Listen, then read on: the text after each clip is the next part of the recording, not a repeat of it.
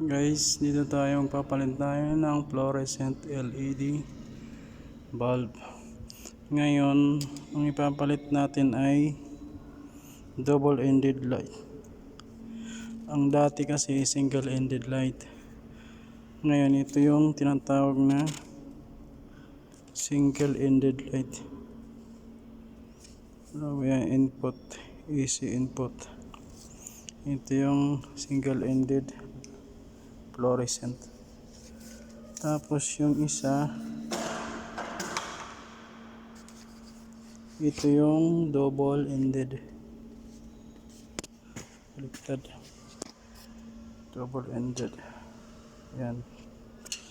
Ngayon, ang wiring nito, hindi dapat nakaseries tong isa doon sa dulo.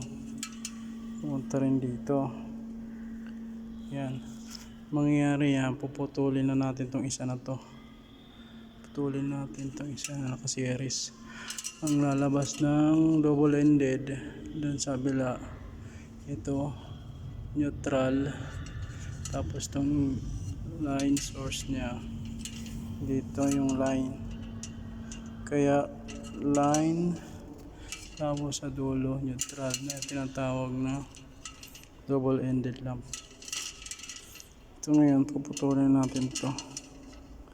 Puputulin na natin yung isa na yun para pag ito, yan, may power pa yan. Ingat kayo kasi yung iba minsan nagkakabit ng fluorescent light nila, hindi nila alam na ang ikakabit nila ay double-ended. Yan nakakabit single-ended.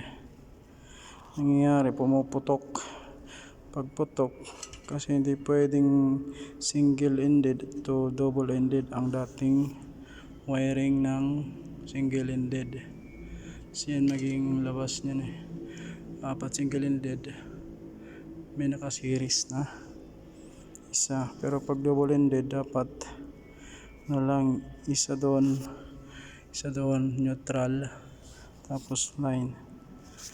Yan ano, yung tawag na para sa fluorescent holder, yung dulo-dulo na yan. Wala kasing balas na to kasi LED na siya. Kaya so yan, pinalitan na ng mga iba double-ended sa ano, mga pundi na ilaw, nagiging double-ended na, dating single-ended.